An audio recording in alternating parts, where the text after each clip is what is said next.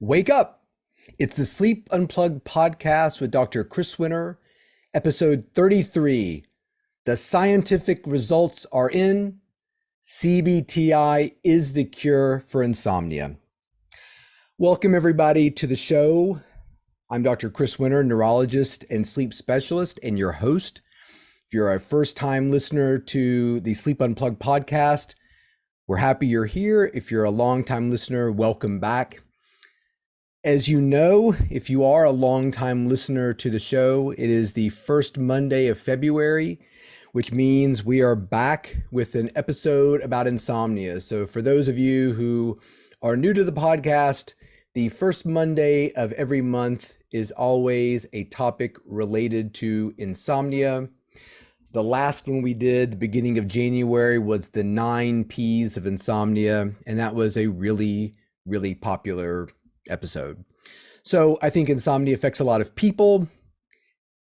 I'm happy to be able to put episodes out there about this. And I think this is a good one today for a bunch of reasons. Before we get going, just some housekeeping. If you want to get in touch with the show, my name is Chris Winter, and you can find me on Twitter, Dr. Chris Winter, Twitter, Dr. Chris Winter, Instagram, Dr. Chris Winter, TikTok. I have 2 books, The Sleep Solution, Why Your Sleep's Broken and How to Fix It, which is largely about insomnia, and we'll cover more about that during the show today, as well as The Rested Child, Why Your Tired, Wired, or Irritable Child May Have a Sleep Disorder and How to Help. Covers a lot about insomnia in younger people, kids up till the college years. We have a YouTube channel. We put all the videos of our podcasts on there, so if you're more interested in that format or want to listen to us via YouTube, you can find us on the YouTube Sleep Unplugged channel. Great episode last week. A lot of response to the co-sleeping. We did an episode last week about co-sleeping. I appreciate everybody who wrote me about that, shared some co-sleeping stories, shared some pictures of your pets. I put pictures of my golden doodles who we sort of co-sleep with. We've created a little peninsula island off of our bed at the end where they can sleep, where they're not technically in bed with us, but can be kind of close. If you have golden doodles or those kinds of variety of dogs, you know they crave physical clseness and attention. They're very quiet dogs and really don't disrupt our sleep too much. I appreciate you all sharing the stories. And I put a little disclaimer at the beginning of the last episode that I really didn't want to get bombarded with sort of people who felt, passionately one way or the other about co-sleeping, that we were just here to have a very measured conversation. And we did.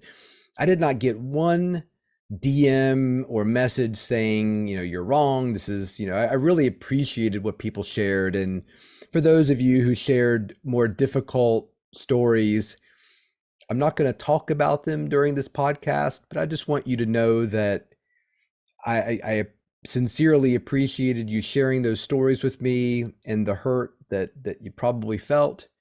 And it was just it's very meaningful to have this kind of relationship with listeners, and I appreciate that.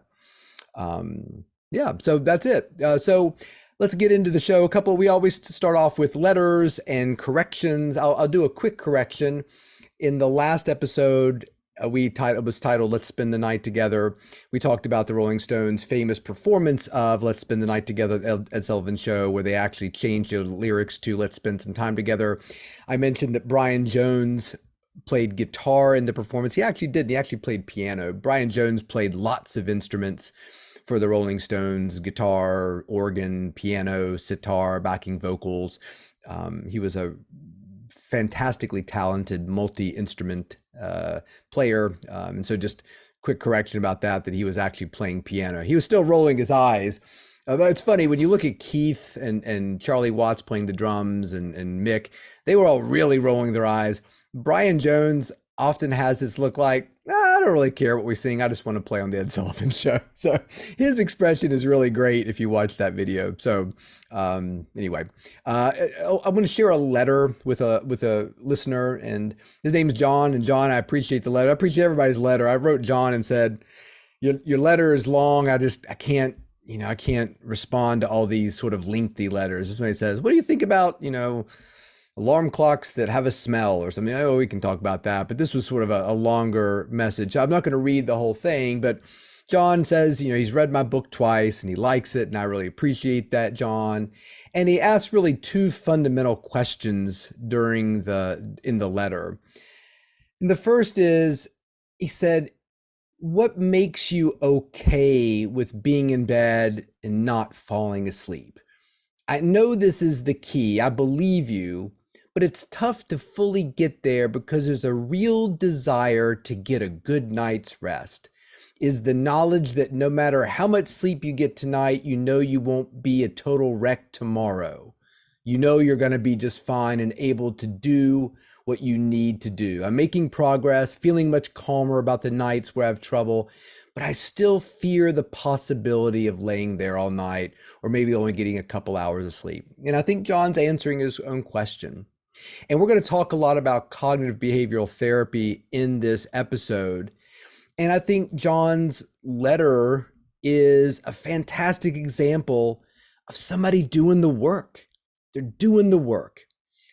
He goes on to say a little bit later, when you talk about having a set wake up time that does not change, how do you feel about lying awake in bed in the morning after your alarm goes off? My alarm goes off at 6, but I'll always have to get up early. Some days I'll actually, stay in bed till 6:30 or 7. Does that wreck my rhythm? I won't fall back asleep, I promise, but I'm also willing to force myself out of bed if it's really making an impact. And then he also talks about, can you dream in light sleep? Because sometimes he feels like when he's awake, he might be having little dreams. We talked about that in the sleep state misperception episode. That was, I think that was episode 8. That's not right. Sorry, I can never think. I was Paradoxical Insomnia, episode 20. So I'm going to come back to John's letter throughout this episode. And we'll kind of look at it as we explore cognitive behavioral therapy. Now, before we get going, I did want to explain the title of the podcast. And for people who listen to the podcast know we often hide little messages or little jokes in the podcast title. And this title, The Scientific Results Are In, CBTi is a Cure for Insomnia, I took from what looked like a CNN article that I saw recently.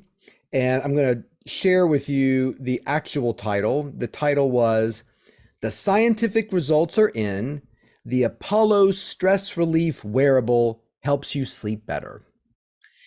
And this is one of those articles my wife actually sent me because she was like, wow, this really looks like a CNN article. Like it's being covered like the Chinese balloon floating over the Midwest. But when you look at it, there's this little tiny gold bar at the top that says, paid content for Apollo Neuro.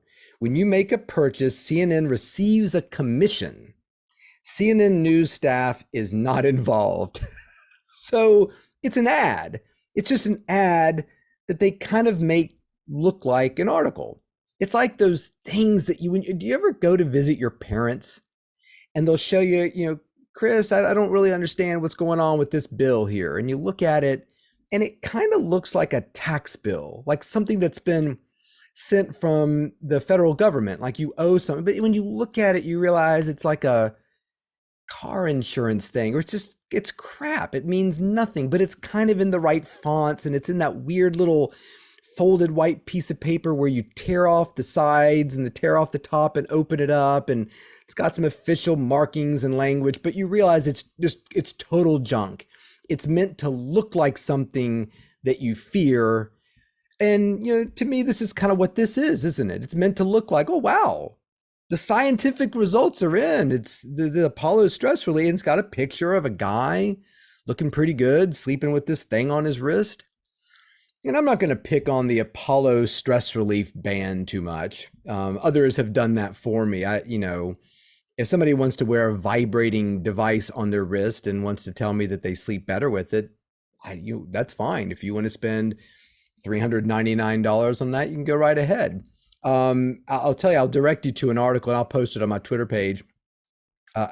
It's from an outlet, The Verge, Victoria Song, and you can follow her at Vic M Is that right? Yeah, Vic M. Song. She wrote Apollo Neuro Review, a case study in the wellness Wild West. And I talk about sleep being a Wild West for sure. When I first got into this back in the early 90s, it really wasn't a lot of talk about it. You slept, you didn't sleep, whatever. We were too interested in, MTV and music and other interests, to really worry about sleep. And then sleep suddenly exploded. And suddenly everybody's, sleep expert, everybody's got a device or a pill or a supplement to help with your sleep.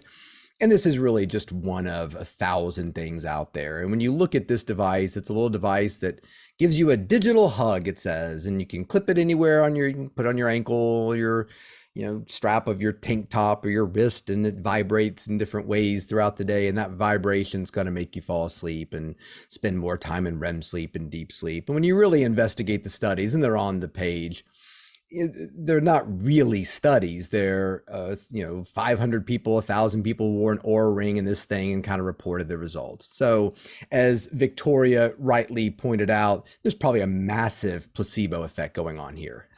So when I spend $400 on anything, there is a bias that I'm going to like it.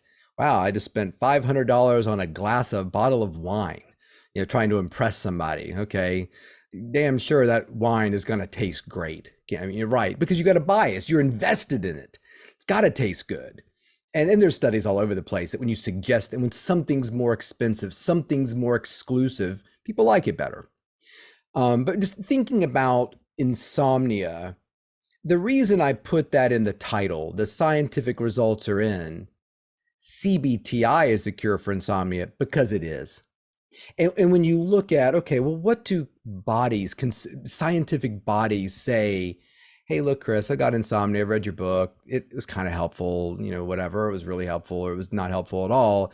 I want the truth, Chris. Give it to me. What treats insomnia? What pill, what therapy, what vibrating headband do I need to treat insomnia? And we know what treats insomnia. We know what treats insomnia, and it's 70 to 80% effective if it's applied properly. It's CBTi.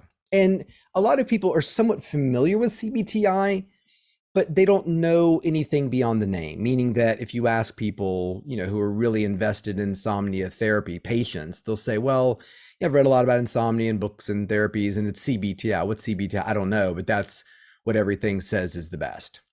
And so I want to talk about CBTi. I mean, it's crazy. We're on episode 33 and we're now getting to the meat and potatoes of how we treat insomnia, but we've been talking about it all along. In fact, I tell people all the time, my book, The Sleep Solution, Why Your Sleep is Broken and How to Fix It, is a thinly veiled CBTi therapy when you start to get into the insomnia parts of the book.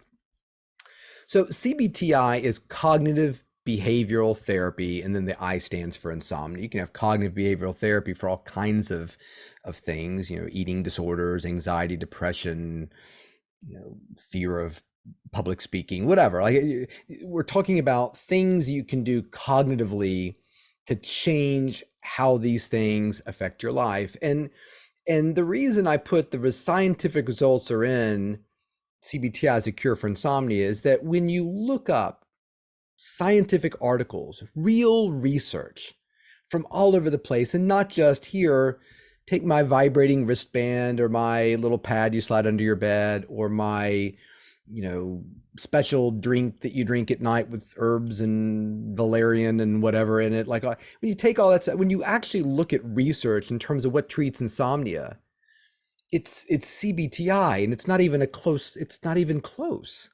And when you start looking at like the American College of Physicians recommend CBTi as the way we treat insomnia, chronic insomnia. The American College of Physicians recommends that all adult patients receive cognitive behavioral therapy for insomnia as the initial treatment for chronic insomnia disorder. Grade, strong recommendation. Okay, well, what about sleep docs? What about the sleep community? Clinical guidelines for the evaluation and management of chronic insomnia. And when you look through it, it's CBTi.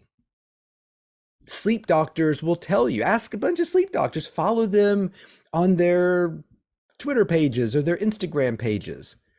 And over, they come back to cognitive behavioral therapy. I'm sure there's some pretty wonderful people on the board of the drink that you drink to help you fall asleep, or the Apollo device has some very smart people on their scientific board.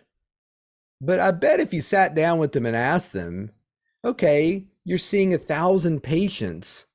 What are you doing for their insomnia? What is your go-to standard of care? I'm going to guess, this is a guess, I haven't spoken to them recently, that every one of them is going to say, oh, it's cognitive behavioral therapy. Of course. But what about the thing that vibrates and flashes lights and, speaks a soothing, well, sure. It's worth trying maybe for a couple people, but it's cognitive behavioral therapy.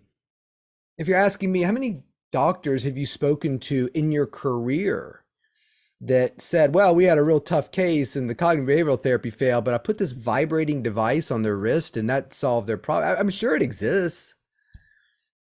There's somebody who likes everything. If you live in this world long enough, somebody fared well with that bizarre diet. Somebody buys that ugly car that you can't imagine anybody ever buying, but they like it. There's a fan club devoted to that car. There are people who do all kinds of strange things.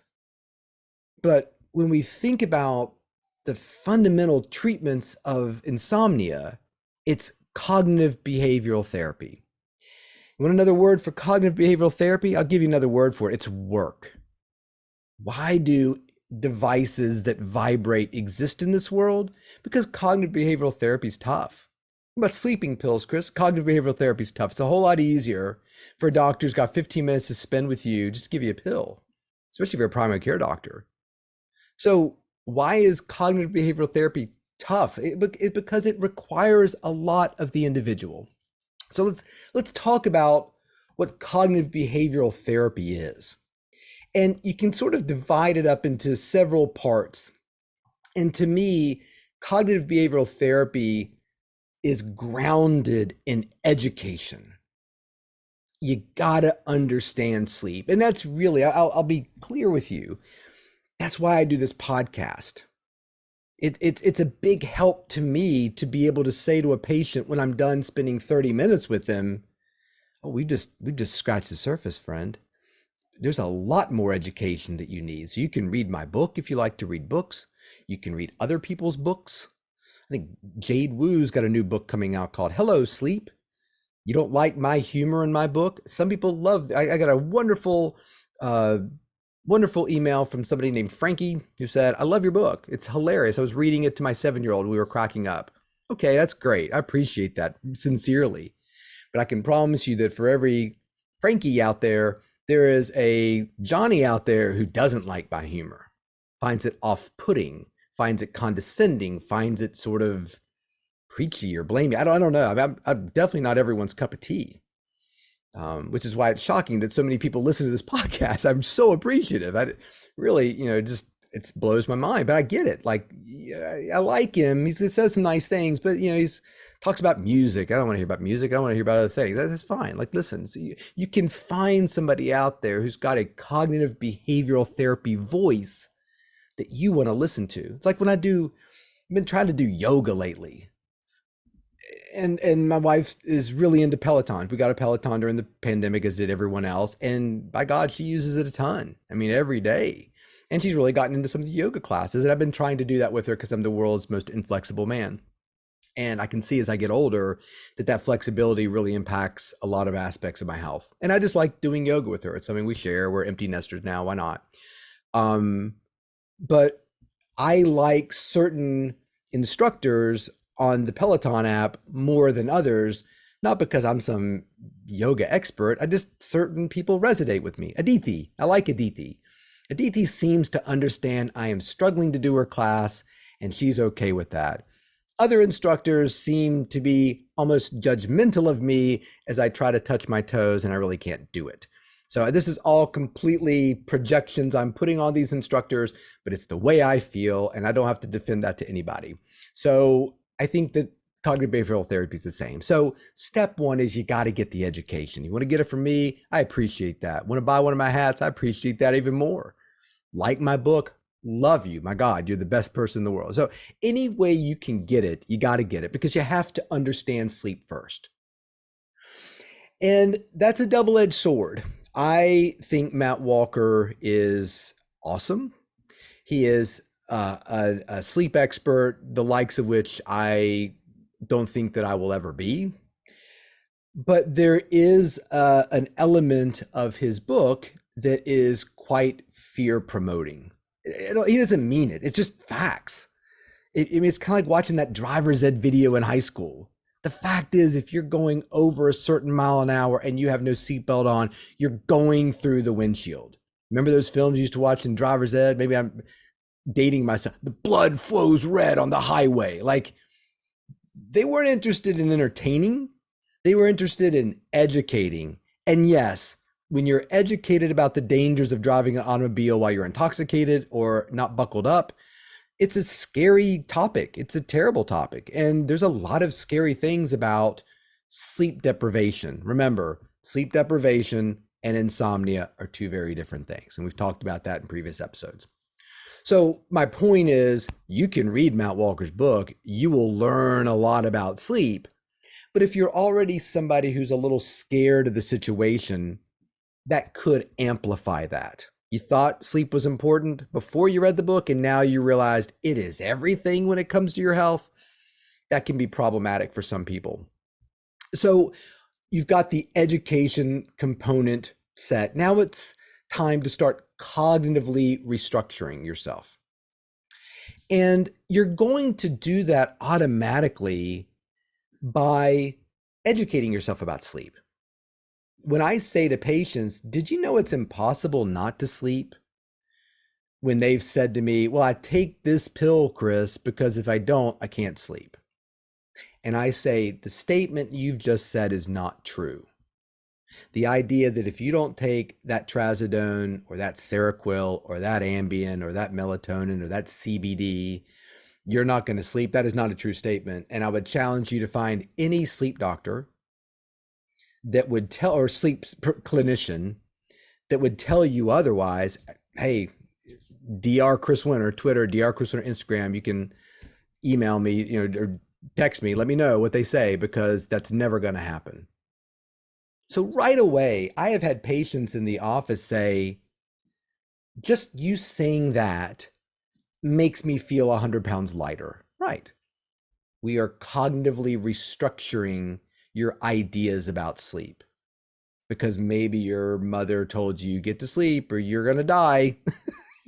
Remember, I'm sure nobody says that, but we say weird things, little lullabies and little things you chant before you go to bed at night, ring around the rosies and stuff like that. It's kind of morbid. There's, so people that don't let the bed bugs bite. And what the world does that mean? So people get sort of inundated and programmed with really interesting ideas about sleep that are not entirely true. So the cognitive restructuring, how we think about sleep, how we are reinforcing positive and negative thoughts about sleep, becomes very important. I had a bad day, therefore it must have come from my bad sleep. Therefore, the only way I can have a good day is to get good sleep, 8 hours or more. Like, no, it's not true at all. And we've talked in many episodes previously, the way we feel about our sleep has everything to do with the way we perform. So let's go back to John's email. And when he says, is the knowledge that no matter how much sleep you get tonight, you won't be a total wreck tomorrow? Of course. Yes, absolutely. In fact, there have been nights where I've gotten no sleep. Truly, I was in the ER admitting patients, and I wasn't a total wreck the next day. I may have been more dangerous than had I gotten a full 8 hours of sleep, but I was functional. We were all functional. I mean, nothing that I'm aware of bad ever happened when I was a resident, and we often were not allowed. We're not allowed. There's just too much going on. The idea that, oh, well, I'm super tired, I got to sleep. It doesn't matter if there's 4 people in the ER that need to be seen and 2 are emergent strokes. I mean, Sleep in a lot of careers is not a thing, but you learned pretty quickly that, a cup of coffee and moving around and staying busy, you can do it. And it's not the end of the world. So yes, that there's a cognitive structure that maybe I possess, John, that you haven't gotten there yet. And that's okay. It sounds like you're working there. But he still fears the possibility of laying there all night. Oh, I don't fear that. Again, if you said, "Hey, Chris, there's another resident who can take care of all your ER stuff. You can go on up to your call room and stretch out, close your eyes." That's all I wanted. I just wanted to be out of that situation in a quiet environment, dark, lying down, eyes closed, checking out. Did I ever think, oh, but what if I don't fall asleep? No, I didn't really care. I just needed that bed. So these are all cognitive restructuring things that we need to address. So where do we go from there? We've talked about sleep hygiene. I don't really want to get too much into it, but sleep hygiene, setting the stage. Is your bedroom dark? Is your mattress, firm, comfortable? Is the bedroom cool? Is your French bulldog snoring? If he is, let's put him in somewhere else and not co-sleep with him, like we talked about in the last episode. So sleep hygiene is not going to cure anybody. I mean, I've been doing this for 30 years. I'm waiting for somebody to say, well, I've been struggling for years. I get this email, been struggling for years. And you know what it was for me that changed everything? Turn the lights out. I realized that the brightness of the bedroom, because I kept all the lights on, was affecting my sleep. So when I turned the lights out, I was great. Well, I mean, come on. So sleep hygiene is important. I'm not saying it's not. It's probably not going to solve the problem. We're, again, setting the stage, good education, dark room, quiet room, cool room. We've got thoughts about sleep. We've read the books. We understand, okay, well, people sometimes take a while to fall asleep, so they don't, but I will sleep eventually. And we got all this education going on in our head. Then we kind of come to something we call stimulus control. Stimulus control is basically saying, look, let's not go to bed until we're ready to go to bed. Let's not go to bed until we're sleepy, which we already do pretty well stimulus control with eating. We've talked about it before. We don't go to the restaurant if we're not hungry. What can I get you to eat, Chris? Oh, I'm not hungry, Marge. Well, why are you in my restaurant? Well, it's noon. No, we don't do that.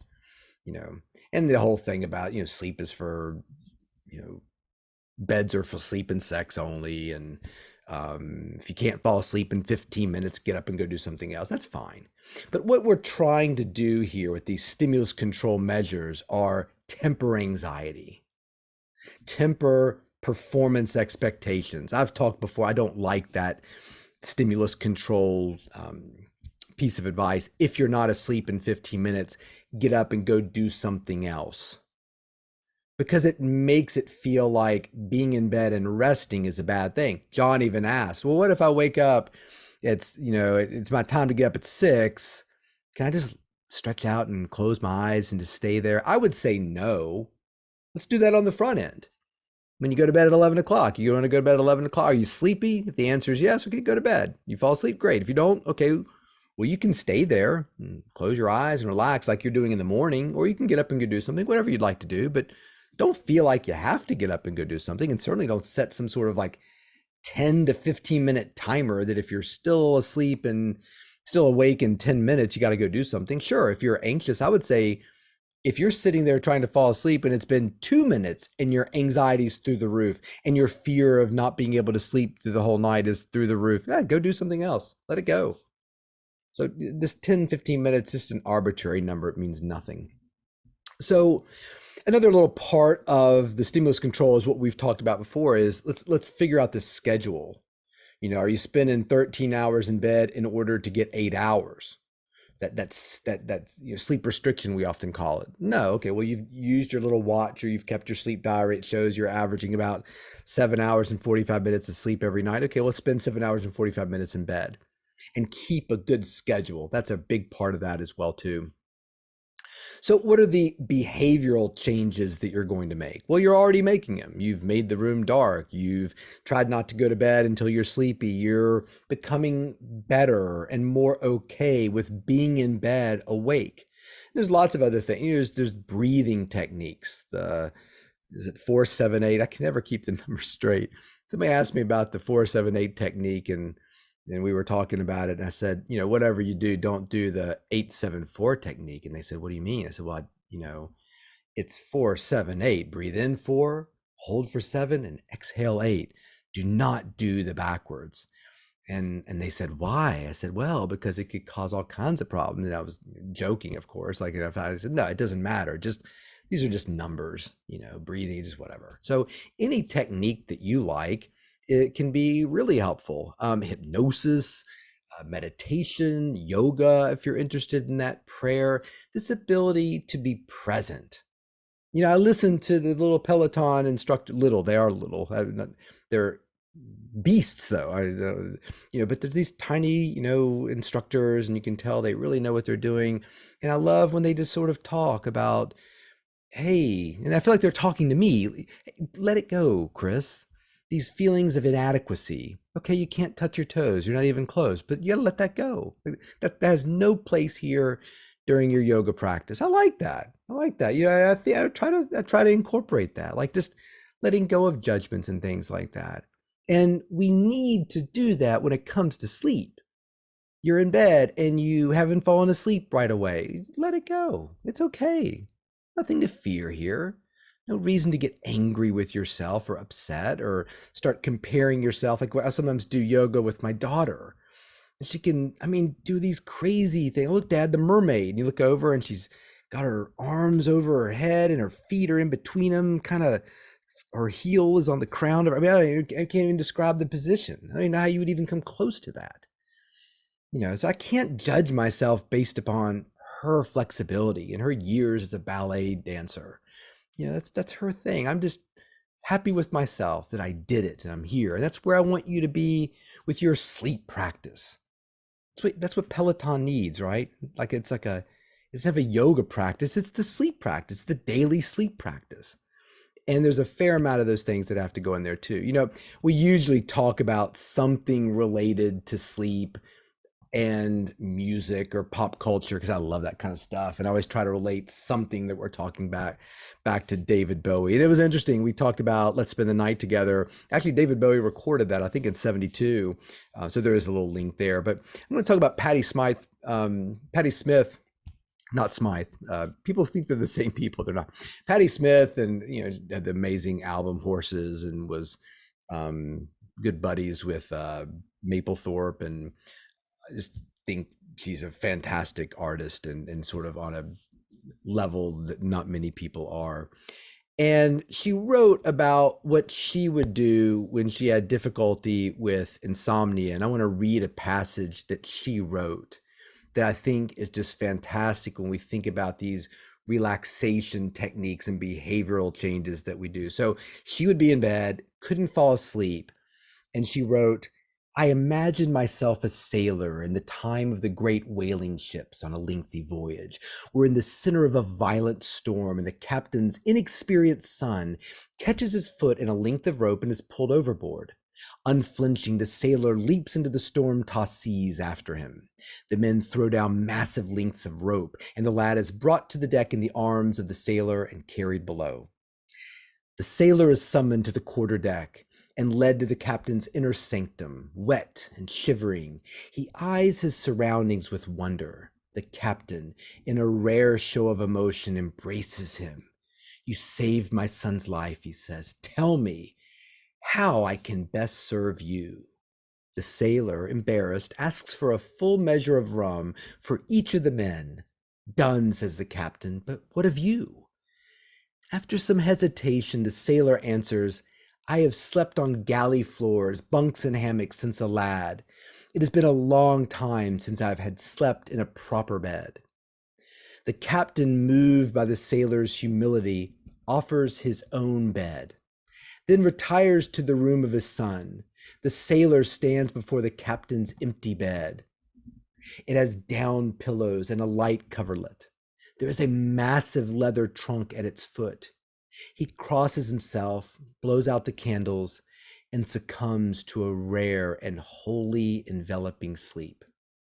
And Patty writes, this is the game I sometimes play when sleep is elusive, one that evolved from reading Melville and takes me from the mat on the bathroom floor to my own bed, affording grateful slumber. God, I love that. I love the way she is taking herself mentally to a different place and thinking about the gratefulness that this individual feels to be in that bed and not on a wooden floor. And the level of detail that she's imagining this scene, all of this happening instead of fearing that she's not going to fall asleep. I just think that's fantastic and really like that. And I've heard various stories like that over the years. A WNBA player told me she would always imagine shooting free throws in an empty gym, each one of her shots going in, and she would just sit there and shoot free throws, her favorite thing to do in the world, mentally, until she fell asleep. And there is interesting research about visualizing yourself doing things like that, actually improving your ability to do them in real life. So I love the dual nature of that. She's shooting free throws, relaxing her body, going somewhere else mentally to help her sleep, but then she's also making herself a better basketball player. So we've talked about on many occasions having a plan for your sleep. And if you're struggling with your sleep, and John, I know you are, but you're doing the work, and that's what's required for cognitive behavioral therapy, is find a cognitive behavioral therapy plan that's right for you, or find a specialist. And you can find these individuals. There's a certain designation a lot of individuals have that do this kind of work. They're diplomas, they have training by the American Board of Behavioral Sleep Medicine. So if you see somebody like my nurse practitioner, Ellen Wormter, she has initials at the end of her name, DBSM, Diploma of the Board of Sleep Medicine, Behavioral Sleep Medicine, which means she's got specialized training in that. I do not. So you're listening to essentially the behavioral sleep medicine fraud, right? Even though I write a lot about it, I just never sat for the boards. I'm cheap and busy. But that's a great way to sort of find people in your area that have specialized training to help you through all these steps that encompass cognitive behavioral therapy. And hopefully at the end of it, you'll be one of the lucky 70 to 80% that actually see meaningful long-term benefits in terms of the way they sleep. And I think you're going to get a whole lot more out of that than any device that you strap onto your wrist. So anyway, that's the show. Really appreciate you listening. And it was a little bit of a longer one, but a lot to say about cognitive behavioral therapy. My name is Chris Winter. You can DM me, Dr. Chris Winter, Twitter, Dr. Chris Winter, Instagram. You can find us on YouTube at Sleep Unplugged. My 2 books, The Sleep Solution, Why Your Sleep is Broken and How to Fix It. If you need an entry-level, lighter guide into cognitive behavioral therapy, it's in there. But like I said, we've talked about other places you can find it on this show. There's plenty of them. My other book, The Rested Child, Why You're Tired, Why Your Child May Have Sleep Disorder and How to Help. Thank you very much for listening. I hope you have a wonderful February. Appreciate all the conversation and the talk. And again, tonight, if you're struggling, picture yourself on that ship and see if Patty's method works for you. Until next week, sleep well.